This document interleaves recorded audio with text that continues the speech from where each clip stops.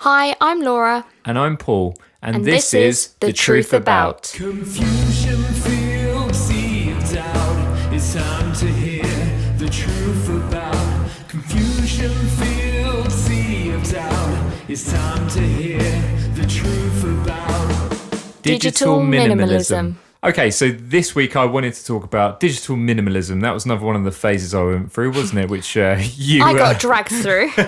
Well, I'll tell you what, I didn't drag you through it. Well, kind of. I feel like I had to be dragged through your phases, otherwise I just wouldn't hear the end of it. My thing was, I watched this... it was like a TV show. Actually, it probably was from another podcast, actually, where this lady was featured and she took her family out to the middle of nowhere. And I can't remember the book. Sorry about that. But yeah, so she this whole book, she's an author anyway, maybe a journalist. I'm not very good at this already, am I? No. But she essentially took her family to the middle of nowhere. There's no internet signal, no internet, whatever. And then they all just disconnected for a certain period of time. And then she basically spoke about all the benefits of it. And I thought, I could totally get into that. That sounds interesting. Thing. Yeah. And then I pursued it even more. Then there was a book called Digital Minimalism. And the concept is, we're walking around like zombies, not really knowing what we're doing. We're getting stuck to by the man, and all that kind of stuff. And then it kind of got to the thing of like, a lot of this really makes sense to me. That was the whole thing. And then I said to you, I was like, look, doesn't matter what you want to do, that's all fine, but I'm basically getting rid of my phone. Yeah, and I had for a long time been a bit... I kept going through these phases again, like Paul does, where I'm like, does this genuinely make me happy? Totally. Is social media making me happy? Yeah. And at the same time, I was like, I've got a smartphone and I don't have social media apps. No. Like, I deleted the apps. That was fine. I deleted my Instagram account and, everything I just went all quiet on everything. Yeah. But then on days where I was feeling a bit bored, I'd look at my phone and go, cool, I'm going to re-download Facebook. Yeah, exactly. And then I was in the trap again. And I was like, the only way I'm going to be able to do this is to join Paul and get rid of my phone. And this is the thing, like, obviously... well, we're kind of nightmares anyway, but our background to some extent, as well as everything else, is obviously digital marketing and things like that, trying to figure out what people want and all that kind of stuff. And obviously mine's to do the internet and all this kind of stuff. And it's like, I totally know how to manipulate people within this stuff. And I'm actually the one who's being manipulated by my own phone, which doesn't really make sense. And then so that was like a big thing. So a lot of the stuff within this book was making a lot of sense to me, like how, we're all gamblers. You know what I mean? We just keep wanting to see the little red notification or see if we got a message or a text message, and our whole lives are being dominated by that. So it's not totally a negative thing, because I do think we got a lot out of it, obviously, which hopefully we're going to go into within this episode and things like that. But the whole idea is I started it, didn't I? I basically locked my phone away. Yeah. And then I got to this point where I was saying, you know what? I don't even think I need my phone anymore. And then you quite liked how carefree I seemed within that period. I felt like that you were spending a lot more time with me and Ava. Totally. And... less distraction. I started doing the same thing. And I started realising pretty quickly that I was addicted to my phone. Totally. And in all honesty, I still am. Of course. But when things started getting, I'd use my phone for everything. It was my sat nav, it was my work email, my work calls, my social media, my work social media, which is my job. Yeah. And when you're working from home and you're able to work remotely, so you can go to the shop and things like that. It's a lifeline, isn't it? It is so difficult doing that with a Nokia 3310. a dumb phone, as they call it, which obviously is a phone which does not connect to the internet. Yeah, so it doesn't connect to the internet. I would get a missed call and I wouldn't answer my phone if I was in, Tesco. So I wouldn't pick up the phone and start having a conversation with a customer. So I'd let the receptionist take the email address and I get it emailed to me. Well, that's no good if I'm out because I can't see my emails. I can't drop an email back just to say I'm going to be contacting them and sending them the information they need. And the same with using a sat nav. I didn't have a sat nav. I just used my phone. So I once got completely lost trying to get to my friend's house. And then you rang me up and you're like, I'm stuck somewhere. Where am I? I don't know where I am though. And I was like, that's kind of a bit worrying, really. Yeah, I eventually managed to get there. I ended up buying you a sat nav. A sat nav, which I actually still use. I don't use my phone anymore because my sat nav is actually a lot more reliable, believe it or not. But you see, that's another positive because the amount of people I see using their phones whilst they're driving and things, texting and all that. And you're like, but the thing is, once... there's so much within this, isn't there? Because that was the most frustrating thing for me. When I got rid of my phone, I did feel really liberated, definitely at the start. Yeah. And maybe even just for a few months, I felt pretty liberated. You do more. You're so bored. You end up walking more. We did puzzles, remember? Yeah, puzzles. That was it. Yeah, puzzles. We're now Amish. Yeah. No, it kind of was that, and everyone kept asking that as well, didn't they? But you do get it. You appreciate stuff a lot more, and things like that. But that was the plus of it, wasn't it? That actually was the positive to some extent. You actually do appreciate stuff a lot more. And things like that, but it does kind of get to a point. I do feel as if everyone else was doing it, it'd be a lot easier. The issues are that, especially if you've got a busy life and you just look at your phone, you get a message, you can reply back. I was getting quite frustrated that I was only talking to my friends. You were scheduling calls, weren't you? Yeah, I was ended up saying, like, let's have a phone call, let's have a proper chat. It was so hard. It's so difficult to try and get people on the blimmin' phone. Oh, yeah. And I was just like, you know what? I need my phone back. I need WhatsApp. I need WhatsApp back in my life because no one answers the phone. Well, and it's because they're busy too. Wasn't it? Yeah. Everyone's busy with their own lives. Yeah. And it's not like when you were a kid after school saying, I'm going to call you after dinner and you can talk for an hour for free. Hang up and then call back. Yeah. It's not like that anymore. You have, even MSN, that was our first taste of digital contact, our first sort of social media, with MySpace and Bebo, Club Penguin, it started making socializing so much easier. But this was totally the thing. I would even say potentially, well, definitely, you've had the internet longer than I have had as well, because I'm lucky that still at school, I didn't have the internet. So it was that thing of like, the only way you'd know where someone is they would have loads of bikes outside their house. You go, everyone's around that person's house. Yeah. You know what I mean? Like, and you'd cycle around and see who's there kind of thing.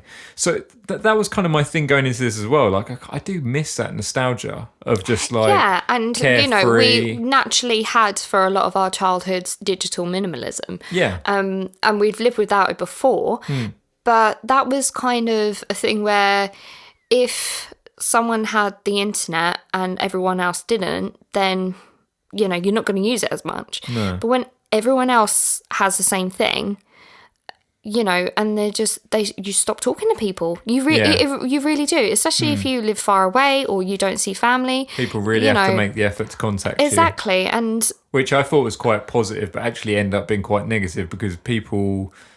It's such an inconvenience that people, I know, like, well, they're not worth it then. But no, it's such a huge inconvenience. It is hard because, I can send a message to one of my friends who lives, 2 hours away, and she can reply in her own time. Oh, like, obviously, my best friend, she's in Amsterdam or whatever, or, close to Amsterdam or whatever. But it's like, it's one of those things of like, there's no way I could make that phone call. No, and you guys message every day. Yeah, exactly. And it's the same with using things like Facebook and Instagram. I only post pictures of Ava on there, on our private account. Yeah. So friends and family can see, because especially things like during lockdown, imagine if we didn't have an iPhone or we stopped using social media or we got rid of our laptops. You'd be so isolated. Yeah, exactly. And again, it's our job as well. That's definitely quite a big thing. Of what the book was going into and things like that, and that's the sad thing that I still find, like, do you remember that time I told you about when I went out somewhere? I went to London or something like that, and someone from school who I probably hadn't seen in like 15 years or something crazy like that, and he was like, "Oh, Paul Saxby. Oh yeah, it's amazing. Like, oh, you got married here and you went traveling, didn't you? And you did this." And I thought, man, that's creepy. Yeah. Because that person's never liked any single thing. Like they haven't done any single thing, but they knew every single aspect of my life. You know what I mean? But like some weird kind of voyeur of my life. I kind of feel that way about sometimes. I think I said Reach to you the out. other day. You don't need to meet me in real life. Just send me a message. You know what I mean? Like, that's really annoying. It's like on Facebook the other day. I mean, we saw some friends and they said, "Oh yeah, I saw that thing you posted on Facebook," and I was like, "You did? But you don't like pictures of my dogs? Like, how dare you? Do you not like them? Do you not think they're adorable?" And you That's do a problem start as well, isn't it? Yeah, you start getting offended. Yeah. By things like, you didn't say happy birthday on my Facebook wall. Yeah. You didn't like my post. And I think that's when you've just got to start realising, actually, are we taking it too far? Well, no. And taking it too seriously. No, but that's the thing. Okay, maybe going a bit too deep here, and I probably don't want to go too deep, but that was the thing. Like, you think about it, like, anyone who didn't post anything about Black Lives Matter, you thought straight away, well, that person's a racist. Scrutinised. Yeah, that person is definitely a racist. And then when they did, it's because they were criticised. Oh, totally. Like, you didn't do this. And yeah. a lot of the time they would be like, "Oh, well, I was just well, maybe they still are racist, but they're pretending not to be. Yeah, but Oh my God, that person didn't post in Pride Month. They're homophobic. Yeah, exactly. It's hard, isn't it? And you've got to, sometimes you wonder... What about when people totally get it wrong? So someone posts something, you go, what? How did they mean that? A lot of the people that I follow, they've definitely got an aesthetic, and they don't want to break that aesthetic. No. And they'll say, "Oh, I don't want to break my aesthetic," blah, blah, blah, blah, blah. And then a few, like, they'll post the black square or they'll post a pride post or things like that because people have picked up on it. Yeah. And then a couple of weeks later, it'll be deleted. Yeah. Because they don't want to ruin a theme. Yeah. Which is crazy, because you just crazy. think, how far are you really taking this? Is it really that much of a big deal? And I was victim to that. I used to be what we've spoken about before, like falling victim to influencer syndrome and needing to fit into a box. And I think that was a thing as well. We just wanted to break away from that. Yeah. We wanted to break from what. From conforming, really. Yeah, but it was nice as well. It was, and it was a good break, and it did teach us, actually, perhaps when things get a little too much, we should just lock our phones away. Don't take our phones out with us. Okay, this is the perfect little segment then. So it's like, what did you learn from not having a smartphone, and bearing in mind it's no internet as well. Yeah. Like, it's because the only internet was obviously on the laptop, and it was mostly work related, like a necessity, wasn't it? Yeah. And we was like designating times to actually search the internet. So I do you remember I'd have that little notebook? Yeah. I'd be like, oh my god. I keep thinking about like vegan recipes or whatever I'm it was. I'm going to search this up later because I won't remember. Yeah, that's it. So you're writing down. You're reading more books. I do think that. See, I use my smartphone to listen to my books. Yeah. I use it to listen to my music, to take all my photos. Yeah. I wrote notes. And that's the thing. I have a camera. Yeah. And it's a really lovely camera. It's a really good camera. Yeah. But how easy is it to just pull out your phone and take a photo that is of Instagram quality? There was no photos of Ava during that time. And it's depressing. That's sad. It's so sad. Like, I had at the time, I just had this tiny, crappy digital camera. And I've got these photos, and there's like a month where I don't have any videos. And because of convenience. And and although people will say, "Oh well, it's good that you just didn't shove a camera in her face and things like that," No, but it's memories, isn't it? It is, and for me, there's not many pictures of me growing up, and I actually like looking through old photos. Yeah. And I get a lot. Not just of me, just in general, and I like get my photos printed and put in albums and on walls and things. That's his favourite word this week. That is my word of the week. He won't shut up about it. I heard Mike Tyson say it, and now I just keep saying it. Oh well, he's got to be used then. But yeah, I think that digital minimalism is okay if it works for you. But it really depends. Same old, isn't it? It depends on your lifestyle. And it's very rare that it is going to be able to work with your lifestyle. To be honest, if I worked in an office 9 to 5, I could shut my phone away easily.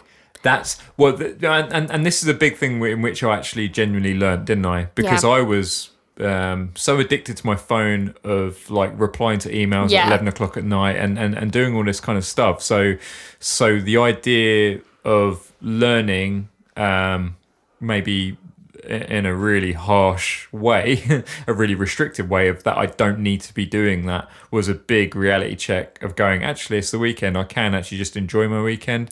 Exactly. You didn't need to. The world wasn't ending. We still do that now. Okay, are you taking your phone? No. You know what I mean? Or like, the thing is, you kind of still want it, don't you? For like, in case you're caught somewhere. I do still take my phone, and this is the thing. There were so many instances where I was like, I can't even Google where I'm going. Oh, so many. You really take that for granted. Or I can't check my bank account, or I can't transfer. Yeah, like, oh my god, my card. Yeah, my card stopped. You're just stuck, and I need to transfer to the other card. Or there's so many things. Yeah, you really do realise how much you need. Yeah. A smartphone or a laptop. Yeah. Digital things in general. We're in such a world, aren't we? Our world is digital. Yeah. And that's not a negative. No, it's not. And it's just about knowing when to take breaks. And I think Black Mirror, do you remember that episode we watched? That. And all about social media and how your social status is based around that. And it is only going to be like that if you want it to be like that. And I think you just need to be able to go, I turn my screen time off during lockdown. But before then, I probably was on my phone about 4 hours a day. Yeah. Which is crazy. But also... But actually, someone brought up the point of like... Do you remember that time we went to a restaurant and on one table... You had like the kid with the iPad, you had the parents on the thing, no one was communicating whatsoever. Yeah. And then on another table was actually all these people were reading books and stuff. Exactly. I mean, if it's not one thing, it's the next, because... We're looking for a distraction, aren't we? And I think, I try not to use my phone whilst I'm out with people, but I do. That was the thing, wasn't it? Do you remember that time? I'm not going to say to people, but like obviously I went to somewhere, like it's really too obvious. But I went to that place, and because I hadn't had my phone, I'm just watching people on their phones. And you were just I was like, can you believe it? Like honestly, I drove all this way to wherever, and then all I did was I just watched two people on their phones. I mean, I'm trying my best to learn not to, but I just multitask. I talk as I am scrolling, or I occasionally pick up my phone. But again... I tell you what, you don't do it that much. No, because that's my pet hate. I think a big part of it is my habit of checking my work email whilst out. Yeah, but that's different, because if it's work time, then in theory you're on work time. If I don't have a notification on my text message, Facebook Messenger, or WhatsApp, I won't look at my phone because... even in emergencies, people tend to message instead of calling. And I like that world now where people don't want to ring you anymore. You hate people ringing you. I love that. I love that now, hopefully, as a society, we're getting into this thing of like, I'm going to text you rather than ring you. Because so much time is wasted with a phone call. Okay. I agree. Oh, no. Okay, if it's a family thing, if someone wants to catch up, or a friend or whatever, that's totally fine. I've got nothing wrong with that. But if someone wants to like try to troubleshoot, you know what I mean, over a phone call, or like my worst thing is people who think things are way more urgent than what they are. I love having... If you've got an urgent problem, don't ring me, because I'm not the person to ring. Stop butting in. But yeah, I like having a paper trail. I like someone saying, I never said that, and just me scrolling back, and this is my favourite thing, and screenshotting it, and just sending that. I say nothing else, and You're I'm horrible, like, aren't you? I can be. And I just really hate when people are like, I never said that, and you're like this as well. Oh, I am, yeah. And I just go through my messages. I'm working at 100 miles an hour, baby. I know, I can't keep up. There's not enough caffeine in the world for me to keep up with you. Let's have a little break. Yes. Be sure to check out our Truth About blog at truthabout.co.uk.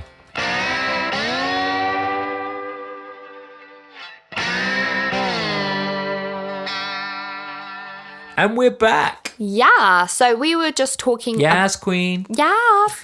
We were just talking about... What were we talking about? We're talking about, like, throwing away our phones, man, and going back to the caveman times. And how it doesn't work. Cave people times. Very good, very good. So I think when it comes to things like the internet, social media... It's a positive and it's a negative. For sure, and that's just common sense, really. How good was it buying a brand new iPhone when we came out of this thing? It was so good. How good. The camera quality, you're like, this is It was like, unreal. for the first time, it was like being an iPhone virgin. Oh my God. And just the audiobooks. Because that's the thing. I learned so much from having that phone. From my million miles an hour thinking of like, oh my God, I wonder what Mike Tyson eats for breakfast. Oh my God, I wonder what, whatever. Oh, I wonder, so much stuff. I'm gonna quickly point out that this isn't bad editing on my part. I just start a sentence and Paul starts saying something. I'm too excited. He is too excited.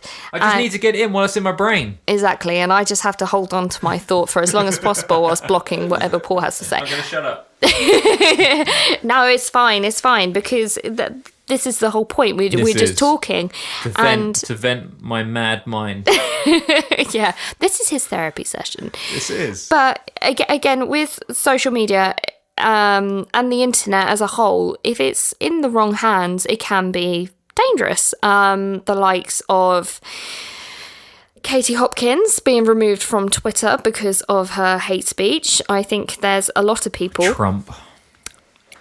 One of those. Actually, we shouldn't go into that. We might be like targeted, mightn't we? But there's a lot of people that say things and they don't think about it. But it's a good expose to what goes on in people's like real heads. life, but it gets voiced, doesn't it? Exactly. You know what I mean? It gives people a voice, but at the same time, you're like, yeah, this sort of stuff is toxic and it's bad for people. And it's bad to act as if, especially with famous people, they have a platform, and they're using that platform to spread hate. That's not cool, man. Yeah, but this is the other thing. I mean, I heavily got into the whole privacy thing, the Edward Snowden thing, Mark Zuckerberg, Facebook, all this kind of stuff, and that's another big part of what I don't really like. You know what I mean? Of obviously, the whole point of GDPR came in because of that. Yeah. People abusing and stuff. But it's like, if you're going to be held accountable for every single thing that you've ever said from the time of whenever you were first exposed to the internet, maybe, I don't know, 12 or younger now, you know what I mean? Obviously, for me, it was 12. Probably the first person in my class to get the internet. But it's like, if I was held accountable for every single stupid thing I've ever typed into Google or, all this kind of stuff, then... man, it'd just be crazy. You know what I mean? And this is the problem when you've got people that have become famous, YouTubers, singers, and things like that. They are getting a lot of criticism for stuff that they had written a few years ago. My favourite thing ever, which you know about, do you remember that Jerry Seinfeld was on the talk show? I think it was Stephen Colbert. I can't remember exactly. I think it was Stephen Colbert. But basically, he was like, what did you listen to? What did you listen to growing up? What got into comedy and all this kind of stuff? And he said, I really listened to this. I wore out this Bill Crosby cassette. Like, I listened to it all the time. Or whatever it was. And he said, yeah, but you can't really listen to that now, because of all. He went, no, I totally separate the comedy, the comedian from the thing. And obviously the argument was, yeah, but like, it's like he wasn't playing a character. Like he's basically, his comedy was from his everyday life and all that kind of stuff. And then the break happened, and then Seinfeld come back and said, you know what, you're right, actually. I just love that. You know what I mean? Like how it's like people own things that they've said. We can change, can't we? You know what I mean? Yeah, and I think the difference is with some things is, are you being held accountable and are you owning it? Totally. In the past few weeks, cancel culture, as it's called now, has really taken off in going, well, this person did blackface in their videos and said this, said that. Now, personally, if that person at the time removed the video even if they didn't acknowledge it at the time, removed it and knew that they had done wrong, then that's fine, because they obviously realised they'd done something wrong. Whether it was brought up to them later or whether they realised it themselves, they understood maybe this was in poor taste. Maybe I didn't realise, I'm learning and I'm growing, and maybe we're moving away from the topic of digital minimalism. no, but yeah, this is about the power of the internet, really. Yeah, and it's all encompassing. And then going, okay, cool, I've done this, and some people just feel the need that they're going to completely close down their platform. Yeah. If that's what they feel as if they need to do, yeah, cool, so be it. Yeah, but that's the thing, isn't it? Like, you even think about Chappelle. You know, he walked away from £50 million. Right. He totally quit. He totally quit, you know, everything. He went to the middle of nowhere. But because, you know, he felt at that particular time that what he was doing wasn't right. Yeah. You know what I mean? Like, obviously in the sketches and things like that, because of blackface again, yeah, you know, kind of thing. But he was like, for him, he was obviously finding it, you know, it's a risky, taboo subject and all that kind of stuff. But how people were perceiving it and stuff, I think it was like one laugh, wasn't it? And it was someone obviously who was filming it, and it's like, this isn't actually, this isn't socially responsible on my part. I don't really want, you know, to go through this. But that's the kind of thing as well, isn't it? But that's a scary thing. I think once you do something maybe once or twice and then go, cool, this actually was something that I shouldn't have done, so be it. Me and my sister have had this conversation about Shane Dawson a few times, and the constant repetition use of blackface, certain language, certain jokes which were just not acceptable. Come on, dude. You know what I mean? Just like, some things are just like, okay, you might think this is funny, but it's the 21st century. And if a few hundred people, a few thousand people say, perhaps you should stop, I don't think you should really go and, you know, be friends with someone who used the N-word several times in a video and made also very negative comments. You know, you're kind of building up a reputation, and this is the internet for you. People will find these things, and you know, and I guess that's a positive as well, really, isn't it? This is why there's no hiding. I can be very, very careful about what I write online. But if someone did say, well, a few years ago you said this, and I read back and go, holy cow, you know, I own it and say, yes, I did say that was very wrong of me. I might have like 4 months of hate if I had that many followers or anyone actually cared. But this is the thing, the more fame you get and the more in people's faces you are, you're more likely to have scrutiny. And I think that's a big reason why for us the digital minimalism thing worked, because we were not so exposed to other people's negativity as well. That's a big thing for me as well. Like there probably was a large point in time, and probably even still now, and I know people experience the same thing, but like your mood can change. Just for example, if I'm just always being exposed to news all the time, not when I'm not even trying to search for it, because naturally you hear the news anyway. That was the thing, wasn't it? You know, not being updated in real time on Twitter what's going on in the world and things like that, but people still tell you. You know what I mean? I rather not listen to the news. I rather get my news through Twitter. But sometimes I'll say to you, oh, did you hear about this? And it won't be anything particularly negative or positive, but it would just be, you'd be like, I don't really want to hear that. And I'm just like, but I need to share it with someone. And you just want to have a conversation about it. Yeah. And sometimes the best place for that is the internet. Yeah. So I might not be able to talk about it with you, but I can certainly share it with a friend and have a good old rant. Yeah, but that's totally the thing as well, isn't it? Like something, you know, kind of going totally hopefully more light-hearted.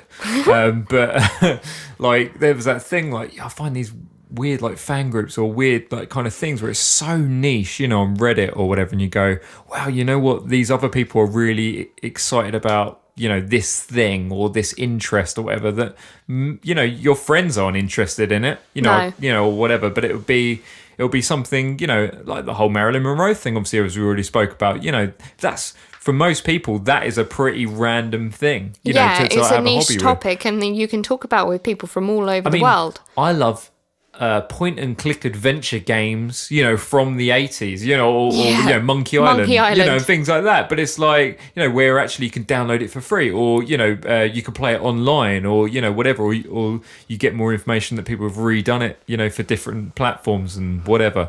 But it's like, that's a cool, exciting thing. That's actually something quite different, kind of thing. Yeah, and I think that's the thing about the internet, is that you can share these things with people that may not necessarily even be in your country.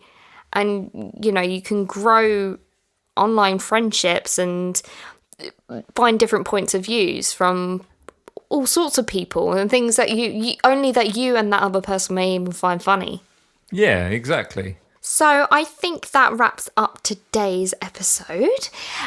We'd like to hear your opinions. You can follow us on Instagram, Facebook and Twitter at TruthsPod. Drop us a comment and say how maybe you've tried digital minimalism, maybe it worked for you, or what you try and do to keep your screen time down, and your opinions on the internet as a whole. Be sure to subscribe to us however you listen to your podcast, Apple Podcasts, Podbean, or anything else. Just search Truth About and we'll speak to you soon. Confusion filled sea of doubt. It's time to hear the truth about. Confusion filled sea of doubt. It's time to hear the truth about.